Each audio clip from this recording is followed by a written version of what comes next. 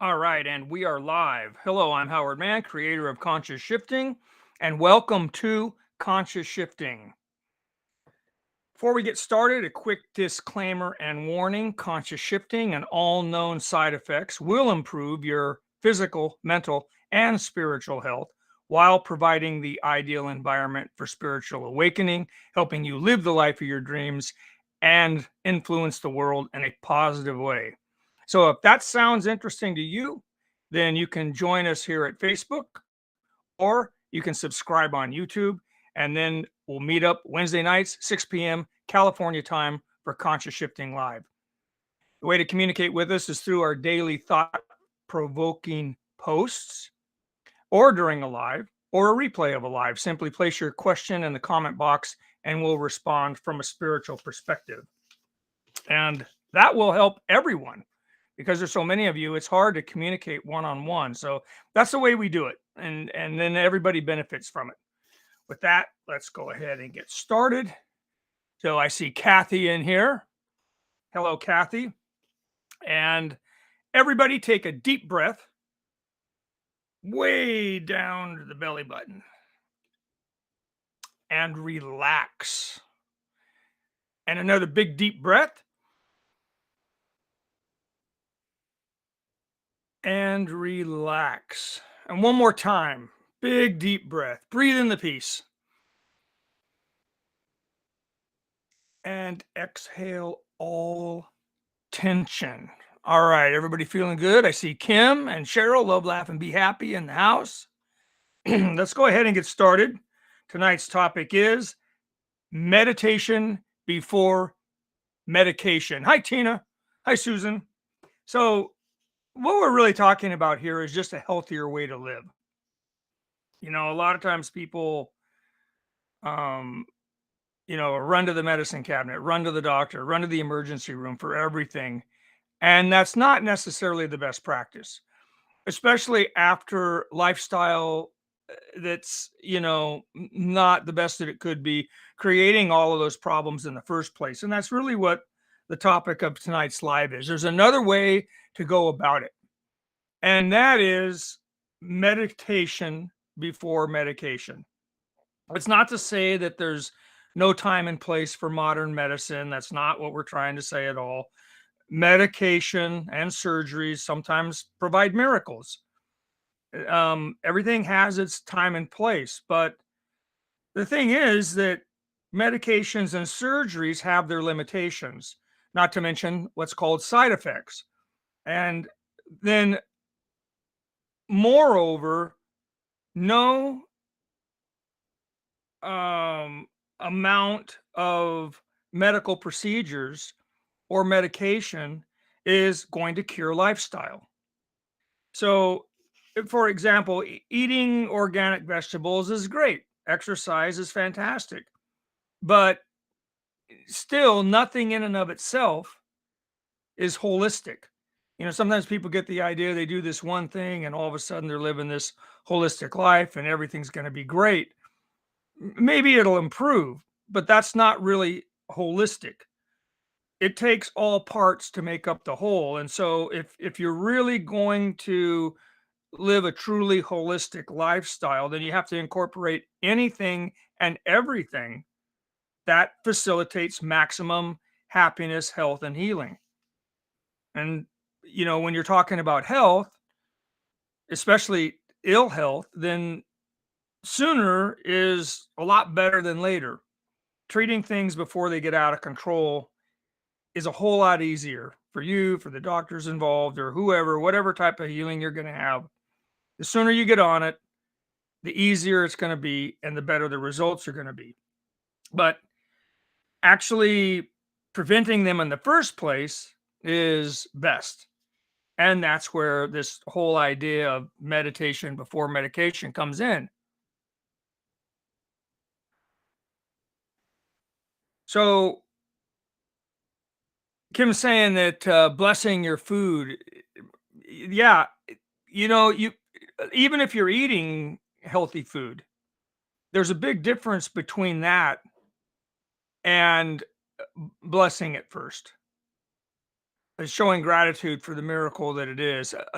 seeing the higher truths in what's going on, that there's this miraculous event that we're participating in called life. We're in this body of 100 trillion miracles all working together in harmony. And there's these animals that live on the planet and these things that grow out of the ground called vegetables and fruits. And they miraculously nourish this body so that we can thrive. But recognition of all of that and blessing it changes things on an energetic level. It becomes much more than just something you're eating. Much more. Good point.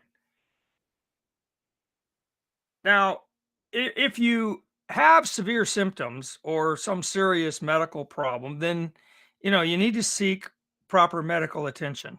And the same should be said if you have some kind of symptoms that you don't think are really that bad, but they persist or they worsen. Because in these cases, something is seriously out of balance. Obviously, it's beyond your current abilities, or you wouldn't be dealing with it. And therefore, you need to seek professional help. So if you're in that boat, then you want to seek the best expert you can find. It makes a huge difference. Somebody that's got a great track record of the very thing, the specialty that you're seeing them for. Your health and possibly your life depend on it. So you want to take that seriously. Now, with natural health practices such as meditation, they're best as a way of life, but not so much in emergencies or some kind of an accident, some sudden acute onset of a disease. Your first go-to in those situations shouldn't be meditation. It's not really what we're talking about either.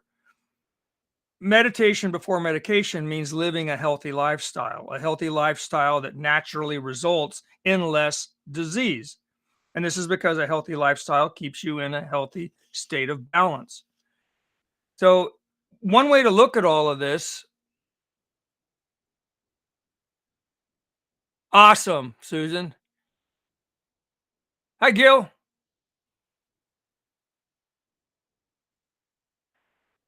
Gil says, so agree with you with meditation can stop us becoming unwell, especially exactly. Stresses, we'll get to that in a minute. That's one of the major things that you're going to get out of meditation. And stress has at least something, if not the majority. And I could make the argument easily that with any disease, the majority is stress. And we'll get to that in a little bit. And that's huge with meditation. It's one of the greatest things it does pertaining to health. So a way to look at this is that all disease is a result of imbalance. And therefore, most disease, if you really want to get down to it, is self-inflicted. And that's harsh to say. And I know that's gonna, rub people the wrong way. I'm not trying to judge. I'm not trying to, make a victim out of you or anything close to it. I'm just simply pointing out that the primary cause of disease is an unhealthy lifestyle. That's a fact. That is a fact. Bad habits and poor choices produce imbalance. And over time, this imbalance is going to manifest as disease. It's that simple. Therefore, most disease is unnecessary and can be prevented. And that's where a natural, healthy lifestyle comes in. It produces a natural, healthy life experience. And this is where meditation is key. And it doesn't require a lot of time. You don't have to meditate your life away or anything close to it. If you could even meditate for 15 to 30 minutes a day, whatever you can swing, that amount of meditation, if it's done daily, is enough to place your mind body back into a natural, healthy, balanced state. And thereby, that's going to help you prevent nearly all disease. And, you could Google it up, go to the Cato Institute, go to the Mayo Clinic, go to Harvard Health, go to any of those places, punch in meditation and see what comes up. And you're going to find that they're going to tell you pretty much what I just said. that if you meditate regularly, you're going to have a far less disease, far less. So 15 to 30 minutes, that's all you really need. And you get all these benefits. And if you don't believe me, and you don't necessarily believe all these outstanding places that I told you could Google some of this information up, and you really shouldn't, by the way, then try it for 6 months. Meditate for 15 minutes a day for 6 months, and then stop, and you'll have your proof. It's a shocking realization, but that's it. Do it for 6 months, 15 minutes, and then every day, and then just stop, and you'll be convinced. You'll be convinced. Kim says that sometimes medication can get you over the hump to where you can actually relax enough to meditate, especially with headaches. Yes, and that's really what sometimes you need some assistance, and that's really what modern medicine does. It tries to put you back into a state of balance so that the body can naturally heal. Meditation does the same thing, but it's done from the inside. It's not dependent upon external factors. But that's not to say that there's not a time and place. I mean, let's face it, you're temporarily, at least, in a physical body, and in a what appears to be a physical world, and so you got to play this game of life. And sometimes stuff happens on a physical level, and if you're doing all the right stuff and you're still having these issues, then it's time to you know play the game a little bit further, and get a physical doctor involved. One of the biggest things that meditation does, was what Gil was talking about, is it reduces stress. Meditation places the mind body into a deep state of relaxation. Consequently, stress is released. Due to the way meditation relaxes the mind body, an ideal state of health and healing is produced. An ideal state. Muscle tension dissipates, joints relax and expand, organs function better, breathing improves dramatically, increasing oxygen to the blood, which is the energy or the fuel of life, and your immune system optimizes. All of this just from a few minutes of meditation. Not to mention, your heart will work more efficiently, and that alone is huge.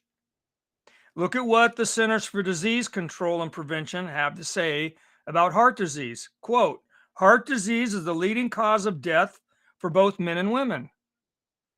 Well, if heart disease is the leading cause of death, and that's from stress on the heart, and meditation reduces that stress, then you can see how meditation would have a very direct and profound effect on your health, especially in this case with your heart.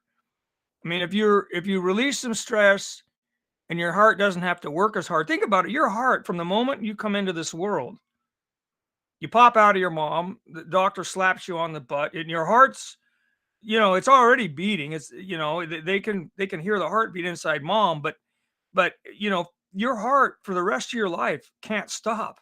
you know if it even starts missing a beat once in a while, it causes problems. And so, if you can meditate, reduce some stress, and take a few beats per minute off of your heart over the course of a lifetime, that's going to be huge. It's going to be huge. You're talking different universes here.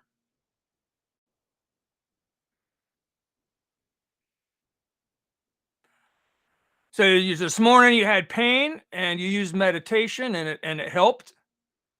The monkey mind. Yep. Yep. The monkey mind. Well, that's something else about meditation. Mental stress, physical stress. Physical stress will cause physical disease, but mental stress will cause mental disease. And what you'll find is that what happens to the body where the body goes, the mind goes. And so what I'm saying is that physical stress can cause mental stress can cause physical stress. Stress either way is going to cause disease, both mentally and physically, especially if it goes on too long.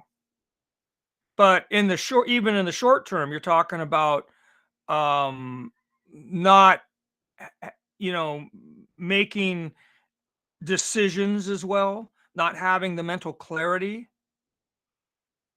Um, I don't know if I'll get to it tonight, but in short, you have the stress response, and what happens is one of the things that happens, a lot of your systems start getting shut down. Your immune system, all kinds of stuff gets taken offline because when you're stressed, what's really going on is that your body thinks there's some kind of an emergency, and so it starts taking all these things off a line so that it can divert that energy into gross motor movements. A life threatening emergency, you either need to run real fast or you need to fight the threat as a fight or flight syndrome. But one of the things that happens there is that the way the body diverts the energy is that it starts constricting blood vessels in one area. So more blood will flow into other areas. And that's how the energy is diverted. But in the brain, the conscious part of the brain, the higher intelligence, those blood vessels start constricting when you're stressed. More blood flows into the reptilian part of the brain, your subconscious, your instincts. The reason being that in an emergency, a true life-threatening emergency, you need to react. You don't have time to think. You'll be dead if you stop to analyze the situation. And so what happens is you actually become less intelligent, but you become reactionary, and in the hopes that you're going to survive this emergency. So there's a lot that goes on with stress. It's not just, oh, I'm feeling stressed. So now think about that. If you're stressed and you're making decisions with, as I refer to it, the reptilian, the older part of the brain. Um, how's that going to play out over your life? Less intelligence decisions because you're stressed. You're going to make poor decisions, in other words, which is going to complicate all this stuff. In addition to physical health problems, in addition to mental health problems, it just compounds things, right? So we can eliminate all this stuff with, um, a little bit of meditation. That's kind of what I'm getting at here. Um, given your speaking of mental, if you give your mind a break, the monkey mind. I mean, you've got all, you can have it get out of control where thoughts are bouncing around. It's like a game of ping pong at 1,000 miles an hour. There's no rest in that. There's nothing but confusion in that, and that'll wear you down. It'll make you anxious. It'll make you depressed. Sometimes these problems that people have are nothing more than just not chilling out a little bit, and meditation will help you do that. So peace of mind can only exist in the absence of mental chaos. And if you don't do something to create that calm, that's all you're going to have is the monkey mind or mental chaos.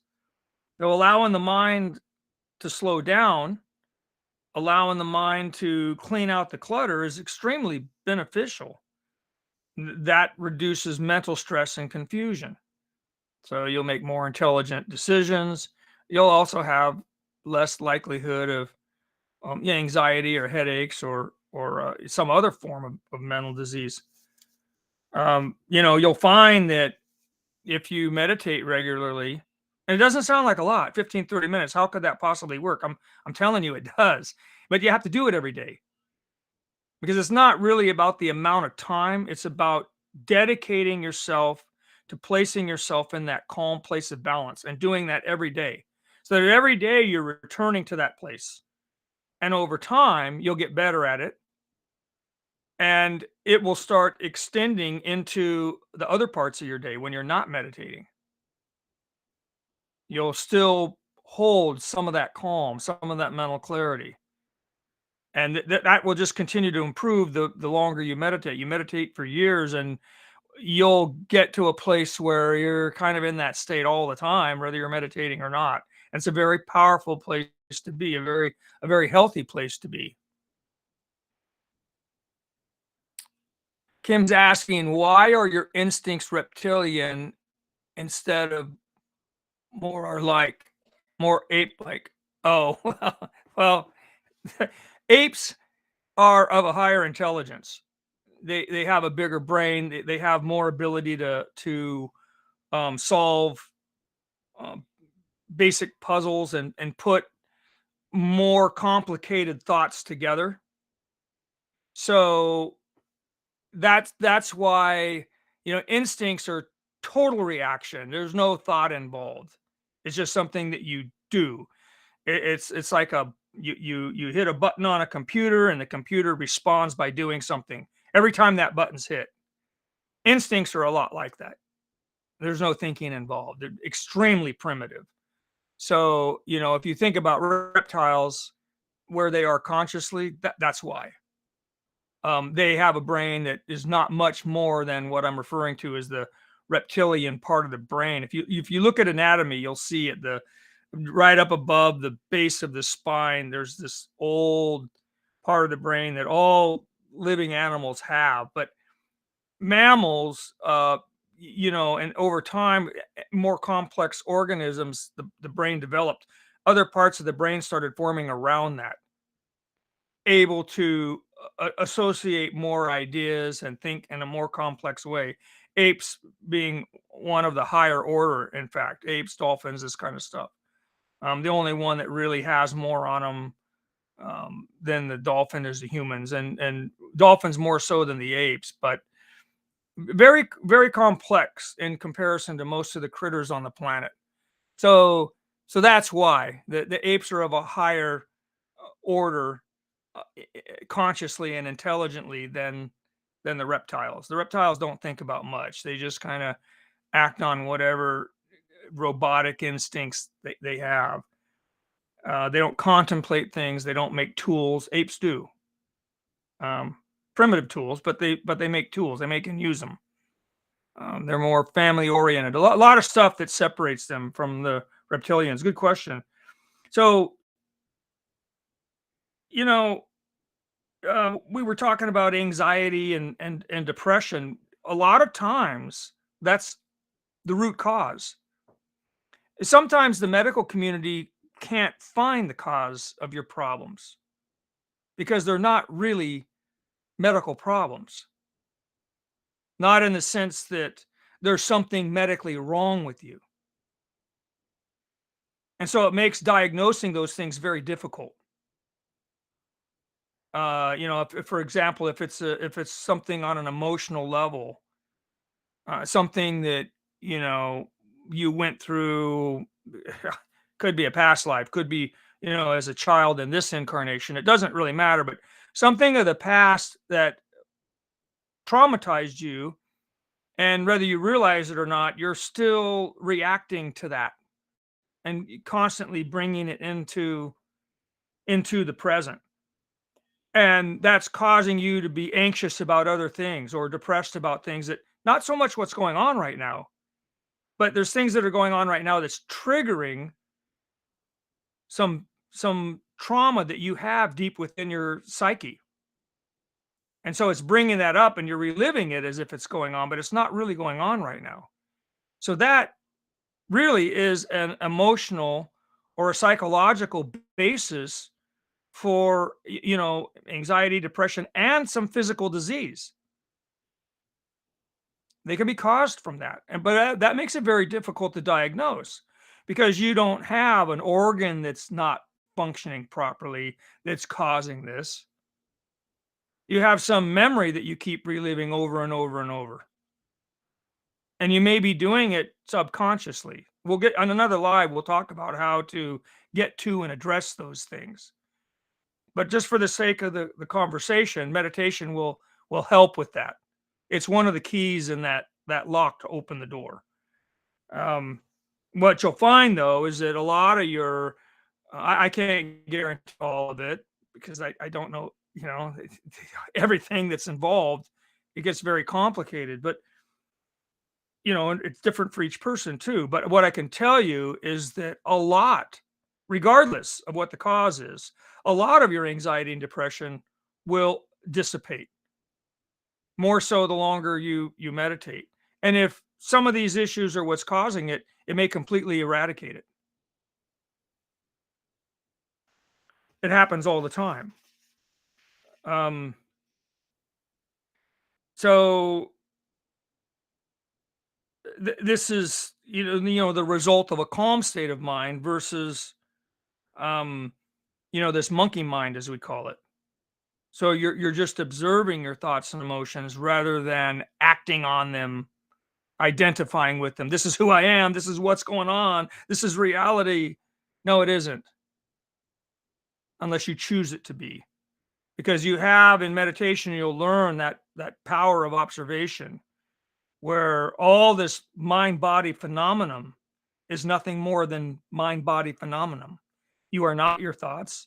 They're just something you have, and you can choose to engage them or not. You can choose to accept them as reality or not. You see the difference? It's huge. It's huge.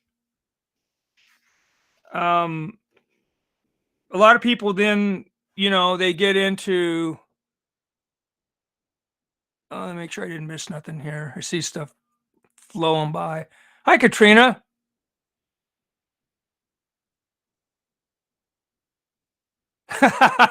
Well, I do not want to get between you and your doctor, but what I will tell you is that this stuff will make a huge difference. And it can be done right alongside. By the way, meditation can be used as a complementary medicine. Just because you meditate, it doesn't mean you got to throw all the other stuff out the window. It can be done at the same time. And if you get to a point where you and your doctor feel that other stuff isn't necessary, then you just meditate and you're good, right? Um, Self-medication though, that's a different story. That may even be the worst kind of medication. You know, if you feel the need to medicate, you're already having some kind of an issue. And if the medication, with or without additional treatments, with or without surgery, with or without anything else, I mean, if it results in a cure, then fine. But if the medication is not curing anything, then what it's really doing is just masking it. And that's not going to get the job done if you want a cure. And, if you take this stuff, and the longer you take it, the more true this is, you're probably going to have some unwanted side effects. It's going to create other problems that you didn't have before. So you have to be careful about this stuff, especially when you're, as I say, self medicating. And a lot of people will say, oh, well, I just like partying or having a good time or socializing. It's recreational use. It's no big deal. But, you know, okay, once in a while, um, you're out to dinner with some friends and you have a glass of wine with dinner. That's not what I'm talking about. I'm talking about drinking on a regular basis, especially if you're drinking heavily, because that or any other drug, not just alcohol. I'm not just picking on alcohol. Um, a- any other drug that you you use more than just a little bit on occasion, whether you want to own it or not, I'm just going to tell you that on a conscious level, actually on a subconscious level, it amounts to self-medication. So I would ask myself, well, what is it that I'm trying to heal with this crap? You know, that's where it's at.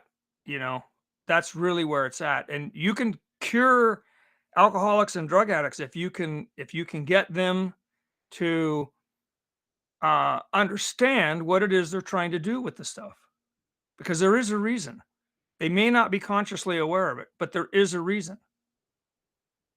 They didn't just say, gee, when I grow up, I want to be a drug addict or an alcoholic. It's not the way it goes, you know?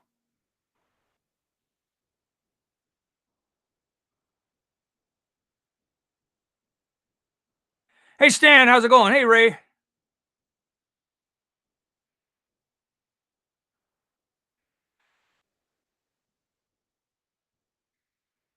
Yeah, we'll do a healing circle a little bit in a little bit here.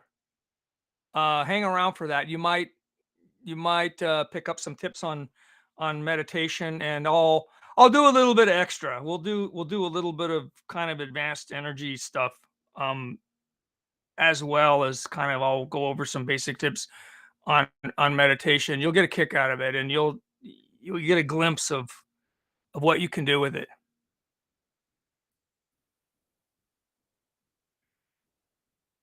Yeah, I can't. There's things you can do about panic attacks that will help tremendously. I can't. That's a whole live though. Really, I can't get into that tonight. But I understand what you're saying. But just learning to observe your thoughts and emotions rather than just live them will stop a panic attack. So will deep breathing. A panic attack is, when the body, see, again, we're going back to what the mind does, the body does, what the body does, the mind does. A panic attack is this escalating event. And the end result is that the thoughts are so rapidly firing that there's no clarity. It's complete and total confusion. The body is going into hypertension. And so you're hyperventilating is what's happening, which is causing oxygen problems and energy problems and imbalances throughout the entire body. Deep breathing, like when we start the meditations and the healing circles, I always start with the breath.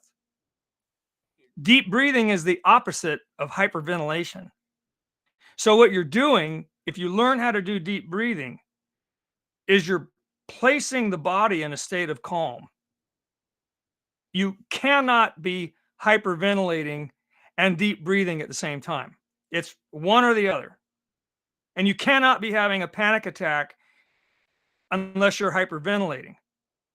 So even if you're getting confused and you don't know all the details and you're not a master meditator and all this kind of stuff, all you have to know how to do is start your deep breathing. And if you can just do that in a minute, 2 minutes, your body is going to start calming down. And the stress response is going to start shutting down and the mind is going to start calming down. So this stuff will really help with that. It takes a little bit of practice to really get it down, but you can learn the basics in just by sticking around for the healing circle tonight.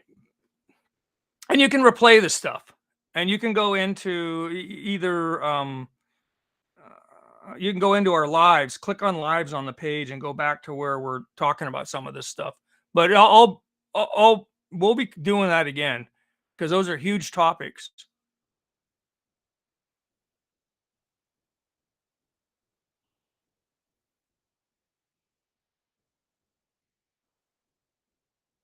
Exactly right. All right. So, um, for example, let me just ask if this sounds even reasonable to you. And I'm not saying you can't drink or you can't smoke. You know what? I'm not. I'm not going to tell you that. I'm just saying if you're doing it for a reason to mask something or to try to heal something, it would be far more productive to work on that healing. But just some things to kind of know, because it seems so innocent. There's some of this stuff, alcohol. Oh, I'm just having a couple of drinks to socialize. That's fine. That's fine. But did you know that alcohol is anesthesia? It's exactly what it is. If it wasn't for the distillation byproducts that are in the booze that you're drinking, it would just be liquid ether. It's literally anesthesia. That's what it is. It's liquid ether. Pot, marijuana, weed, wacky tobacco. Its classification is a hallucinogen. It's mild. I mean, for most people anyway, it's very mild for most people, but it is hallucinogen. Um, Caffeine is a stimulant. You're basically, I drink tea and I drink coffee, but I don't overdo it. But the point is that, just know that caffeine is a stimulant. In other words, it's speed.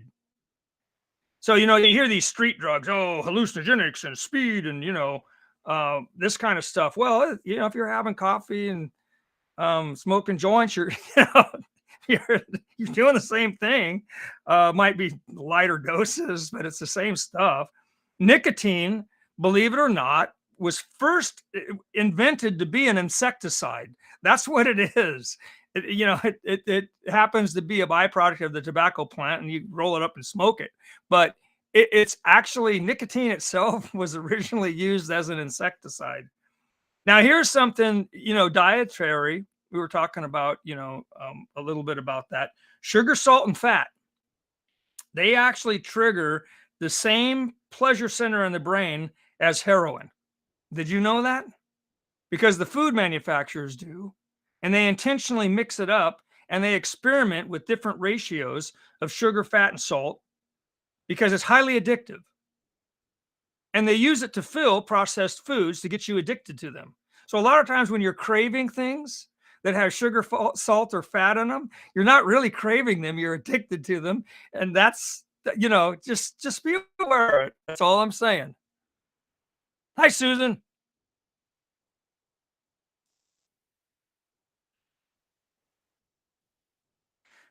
So natural drugs are not really harmless. Look at heroin, for example. Now everyone's going to say, "Oh my God, heroin, that's a serious drug." Well, it is, but it comes from a flower.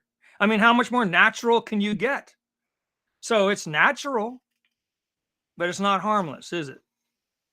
And then there's over-the-counter drugs. They're legal, but they're for that very reason, they're even more misused than the illegal drugs because people think they're okay. Well, I can just buy it over the counter. I don't even have to, go to the pharmacist. I just go down the medication line and I can grab a ibuprofen. But did you know that in a single dose, if you take a couple thousand milligrams of ibuprofen, you're probably going to damage your kidneys, possibly permanently, and or liver. It happens all the time. I know people that have died from it. I'm not joking because they had back pain or whatever, and they kept popping. Oh well, if three of these Advils is good, maybe I should just take seven of them, and they blew their kidneys out. Um, so the thing is that, or liver, you know, um, although drugs, medical treatments, and surgeries are best used as a last resort. In some situations, they're necessary. You know, there are risks and there are side effects, as with anything. Some are worse than the problem that they're actually being used to treat. Occasionally, the treatments are going to kill somebody. It happens.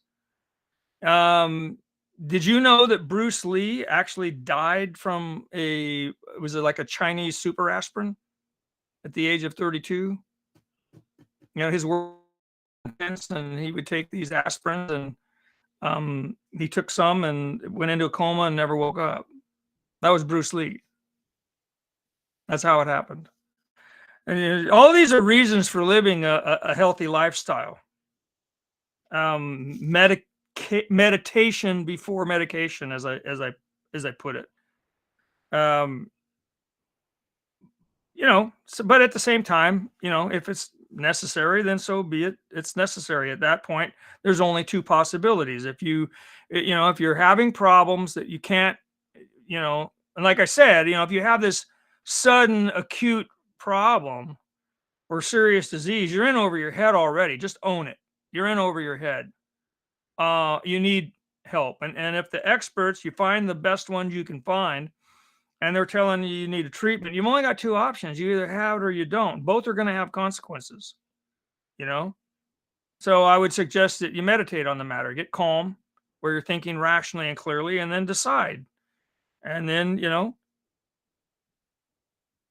you go with it if that's what you decide or not, but just know there's consequences either way. But you can minimize them somewhat. That's why I say use the best doctor you can find. Don't just get any doctor. Get the guy that's got the best reputation that you can find in that area of specialty. And then keep a good positive attitude about the whole thing.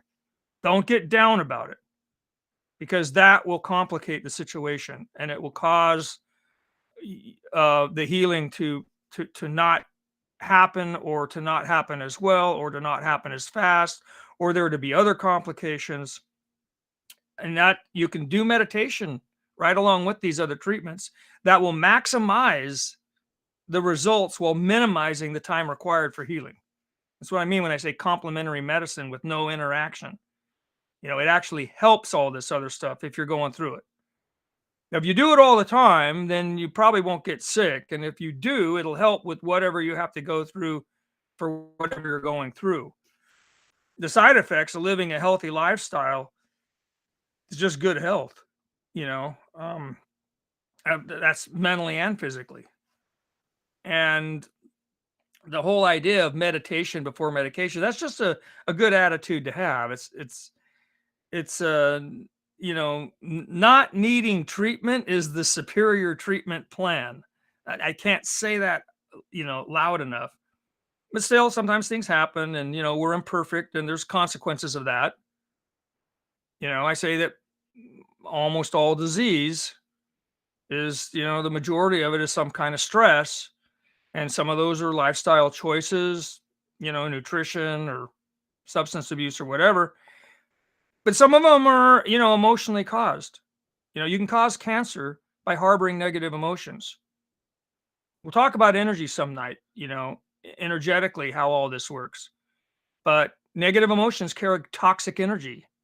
And so if you hold on to those emotions, you're absorbing toxic energy, which is why forgiveness and letting go of things is so important. Because you're the one that's going to suffer if you don't. And you may end up with cancer over it. The physical doctor is not going to probably tell you that that's what caused your cancer, but I know it happens. I know it happens more often than people would want to admit. So the other thing is that if you, you could have an accident too. I mean, it's not everything is the result of stress. I mean, you could have a car accident and get mangled and need some medical attention. But other than that, if you live a healthy lifestyle, you're going to sidestep 98% of all disease. And if an issue does arrive that requires medical treatment, then diagnostics are going to be a lot easier because a healthy lifestyle automatically rules a lot out. So you're not going to waste any time or energy or be confused about what's going on. You say, no, no, no, no, no, and you write down the list. And so the diagnosis is going to happen faster because they're going to be able to rule all kinds of stuff out. And it's going to be easier for somebody to really pinpoint what's going on with you. And then, that's going to increase the accuracy. And so the treatment's going to come out a lot better. And meditation, then in that case, let's say you're undergoing some kind of treatment. Again, it's going to improve the effectiveness of drugs. It's going to improve the effectiveness of medical treatments. And it's actually going to improve the results of the surgery and while minimizing side effects. You're going to have far better results from the treatment. You're going to have far less side effects. You're going to heal much faster. Could also be used for pain management, or at least partially for pain management. So complementary medicine, meditation, along with modern Western medicine, there's no interference between the two, or at least not from the meditation anyway. It's not going to cause your treatment to be interfered with. So it improves the outcome, speeds up recovery, and helps you deal with any related issues or complications that come up.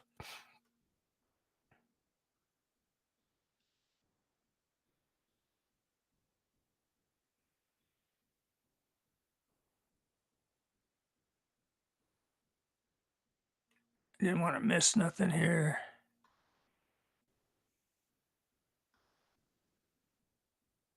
Yeah, Bruce was great. He was great at whatever he did. Um, Interesting guy. He would break everything down into the smallest possible pieces. And then he would develop exercises for each piece to strengthen and then put them all back together.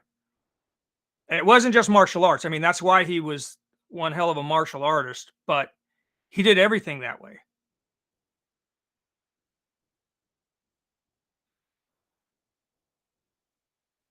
Actually, Susan, you're 100% correct. Your body will heal itself provided it's given what it needs. That's a fact. You know, that the bodies just know what to do and they're going to do it automatically. You don't have to really think much about it. But you can place yourself in that healthy, healing, ideal state, you know. And meditation really helps with that. So, um you can use meditation as complementary medicine. And in some cases, if you don't have any choice, you can use it as your as your only medicine. There's times where modern medicine is unable to help. You know, you go to the doctor, you're sick, and they may even find what's wrong. But sometimes it's untreatable. There's different reasons for it. It may be too advanced. It may be in an area of the body. You have this massive tumor in your brain. They can't do the surgery. They'll destroy your brain in the process. So sometimes you run into situations where they can't find what's wrong. Sometimes you run into situations where they can find what's wrong, but they can't treat it. They don't know how, or for some other reason, they're unable. So in those situations, you can use meditation. Yeah, I would do a lot more than 15 minutes a day and some qigong exercises, things like that. And there have been people that have healed themselves with them. You know, there's plenty of documented cases of it where even somebody who was terminal, had what they call miraculous healings. You know, they didn't have a choice, and so they completely changed their mindset. They took matters into their own hands, and they started doing things. And one thing led to another, and they were just able to consciously rise to the point to where the disease was wiped out. Something that was thought to be incurable, and that they were terminal, and they wiped it out. So that is possible. Um, but the run of the mill stuff that most people get, you know, meditation, diet, and exercise can cure almost anything because most of that stuff is caused from lack of those things.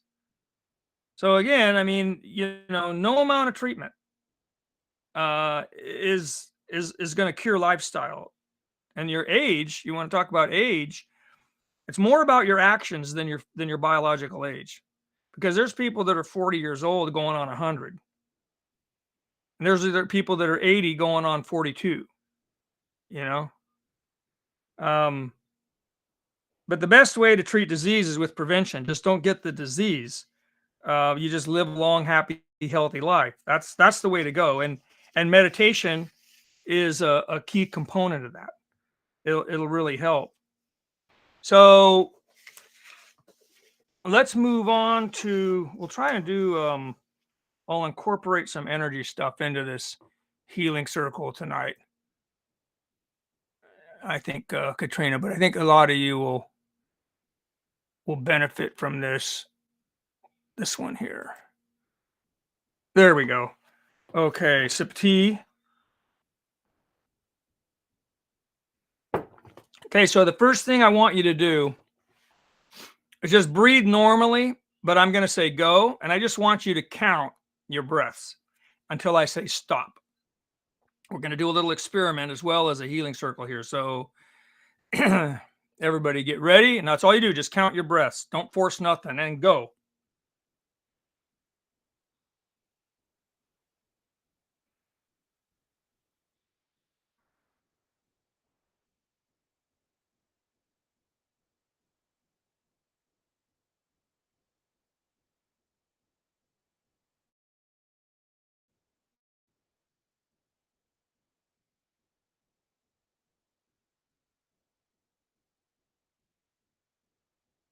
Okay, stop. Now just make a mental note of however many breaths you took. And by a breath, I mean you inhale. I should have told you this already. You inhale and exhale. That's one breath. So, but if you count it differently, then just remember that, and we'll count it the same way after we're done here.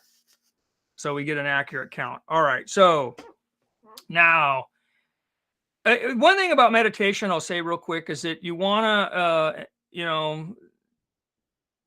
try to find a clean, quiet, calm environment to do your meditating in. It can be indoors or out. It doesn't really matter as long as it's clean, quiet, and calm. The reason being that on an energetic level, you tend to absorb your environment. And next, you're going to want to get comfortably seated in an upright position so that from the base of your spine up to the top of your skull is relaxed yet straight up and down. So it's almost like somebody just took a string and did that. You don't want to overdo it because you don't want to cause any tension. You want to be relaxed, but you do want the spine to be erect. There's energy channels that run up and down there. Your central nervous system, everything's flowing through your spine to your brain and back to your body. So you want it relaxed, but you want it, erect. So different than, if you're trying to go to sleep or something, you want to sit up for meditation, unless for some reason you can't. And then you just make the modifications necessary. So you're in an upright position, the spine straight up and down, but not overdoing it. Your legs, if you're on a chair, it's the front edge of it a little bit, so you're not tending to slouch or fall asleep. Legs at 90 degrees, so your legs go straight out, your knees are bent at a 90 with your shins and calves going straight down to the ground, and then your feet flat on the ground. Arms at your sides, shoulders relaxed, not all hunched up. You want your shoulders relaxed. And you can just rest your arms comfortably, on most people around the knee. It doesn't really matter if they're up or down, whatever you're more comfortable with, because you're going to be sitting there for a little bit. Even if you only do 15 or 30 minutes, you want to be comfortable where you're not fidgeting around and focusing on your posture rather than just relaxing and calming down and observing your thoughts and emotions. You want to breathe through the nose because that's just healthier. We're designed that way. There's fine hairs in here that filter out pollutants and germs. The incoming air is warmed by the blood that circulates around the nostrils. The nose also humidifies and conditions the air that you're breathing in. There's not such a shock to the system. And then you gently close your eyes, and that helps limit distractions and bring you consciously inward. And then you gently close your mouth, and that's, because you're breathing through the nose anyway, unless it's broken or you have a bad cold. But by having your mouth closed, you won't dry out your throat. So you're in that position, upright, comfortable. Gently close your eyes and your mouth now, and breathing through the nose. Breathe down to an area just below your belly button. And again, you don't force anything. Instead, you just relax and breathe as if you're subtly inflating a balloon in your tummy. And then as you exhale, you're letting the air out of the balloon. It goes back up and out your nose. So when you're first getting started, you can breathe in, and you can visualize that you're breathing in peace. And then as you exhale, that you're releasing any tension from within you.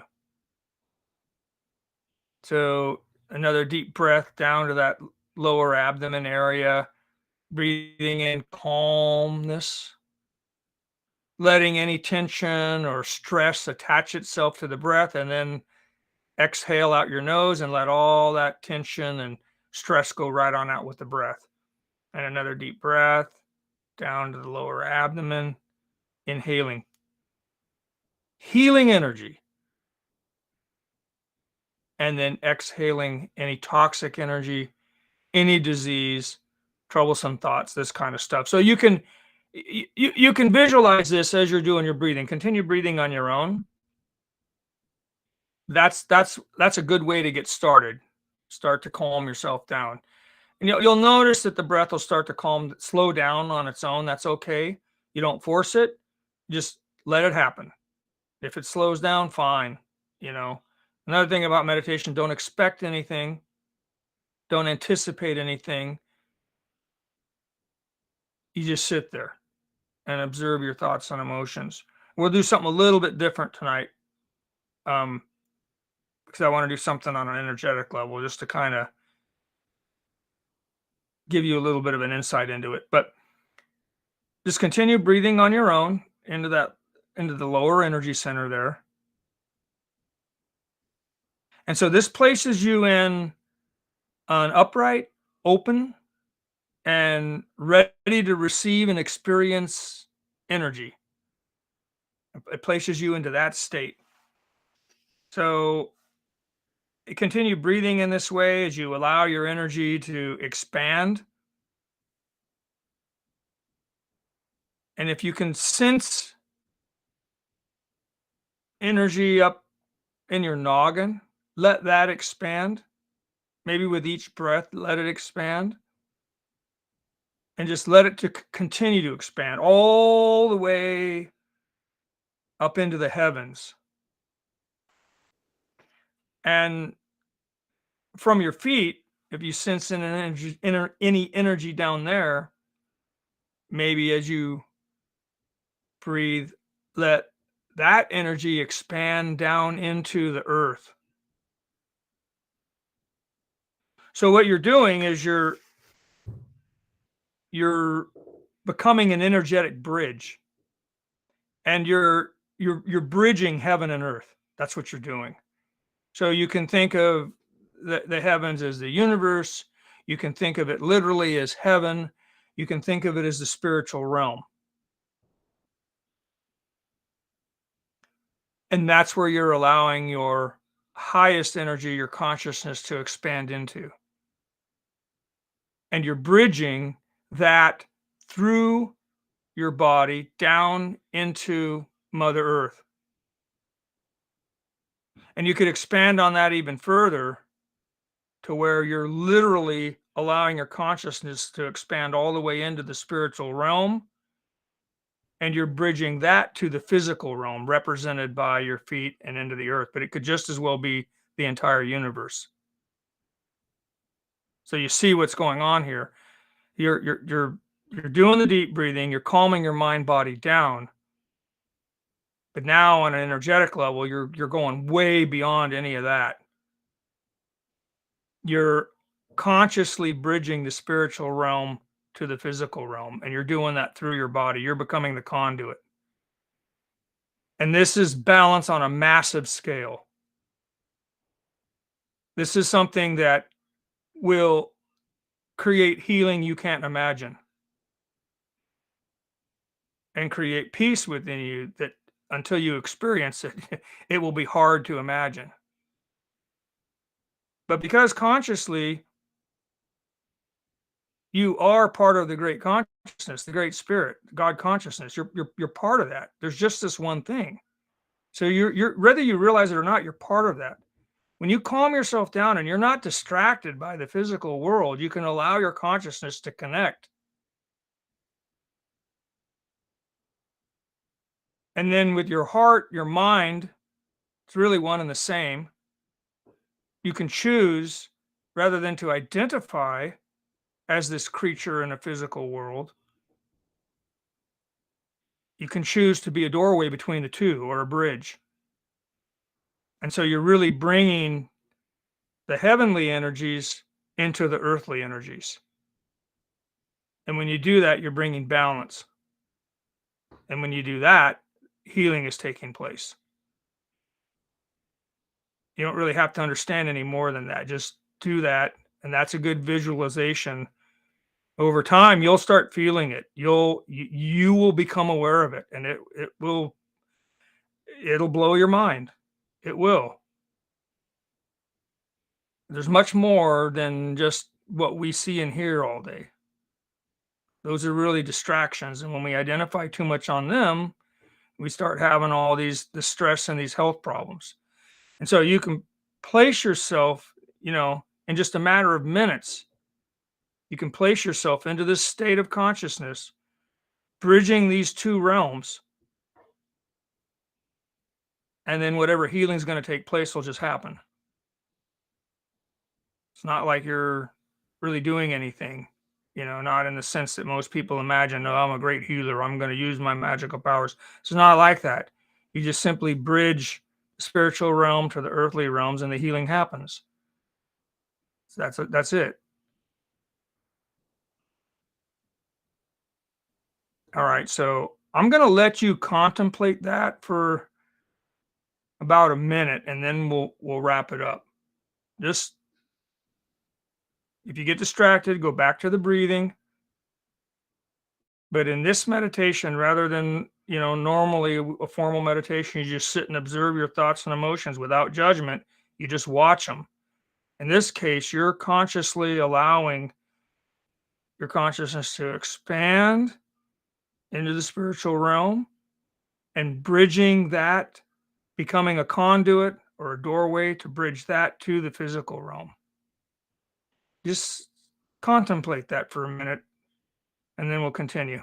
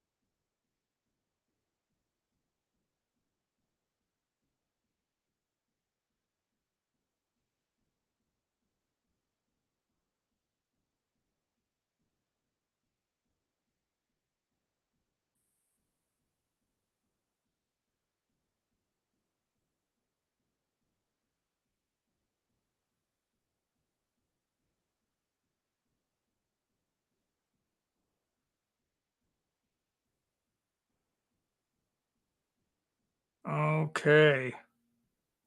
So basically, you can use your breathing even as a balancing act or a type of meditation. You can use your consciousness as a balancing act or a type of meditation. And what you'll find is that either way, breathing starts to become effortless, and you'll become present in ways that you didn't previously understand. You become conscious in ways that you didn't previously understand. You'll heal in ways that you didn't think were possible. You'll heal things you didn't even know were wrong or damaged. And you may find that you just kind of sometimes have a sensation where you're just one with what is. There's you can even get to a place where it's not like anybody's even breathing. There's just only breath, and then there's not even that. There's just what is. You may experience that. Don't, like I say, don't anticipate things in meditation, but when the day comes when you experience something like that, just experience it. Don't freak out. You're fine. You're actually experiencing a higher version of yourself than you've experienced before. It's nothing to be afraid of. You may find yourself beyond all thoughts and just pure existence. It's a really beautiful experience. It's just pure being. And you can do these I suggest at least 15 to 30 minutes a day of this. But you can do it as often or as much as you want. And there will be times you'll experience this expanded consciousness, and it'll change you in ways that you probably can't comprehend right now, and all for the better. That's it. You just 15, 30 minutes a day, but do it every day. So with that, let's take this. I know you're aware. I know you're sensing. I can sense you sensing some healing energy. Let's project that out into the world for the benefit of all. Peace and healing to everyone. And so it is. All right, slowly open your eyes. And now what I'm going to do is tell you to start. And I want you to count your breaths again. and I'll tell you when to stop. And go.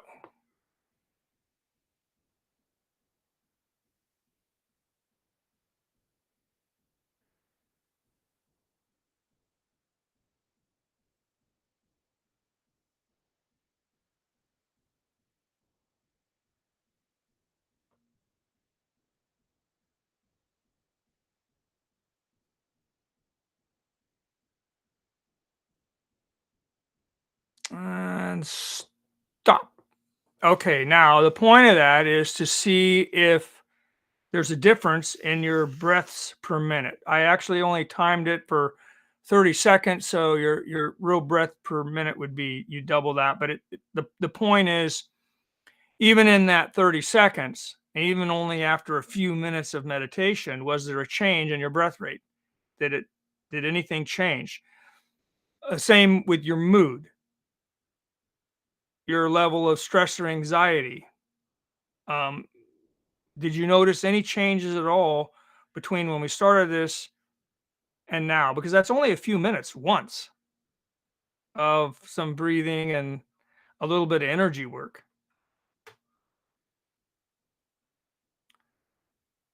See if there's any last minute questions.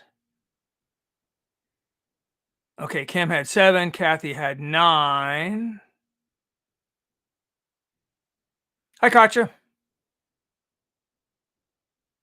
You're all welcome. Kim's reminding you to drink a glass of water. Just a good idea when you do energy work. Okay, Kim's dropped to 6. So she had 1 less. Now, think about that. If you have 1 less breath in a 30-second period, that's 2 less breaths per minute. Now, that's huge because what it means is that your oxygen exchange or your energy exchange is that much more efficient. Your body's getting at least as much done exerting less energy. That, by definition, is improved health. And that's really the goal. And you'll find that if you do this on a regular basis, your regular day to day, you'll start noticing that you'll be calmer, you'll have more mental clarity. Over time, you'll have far less disease, and you'll just have a happier, healthier life. It doesn't mean you're going to avoid everything, but it means you're going to avoid most of the stuff that you don't want. And that's really what meditation before medication is all about. All right. So, with that, I honor the God within you. And remember, until the next time, the only way to bring about the greater good is to be the greater good. Good night.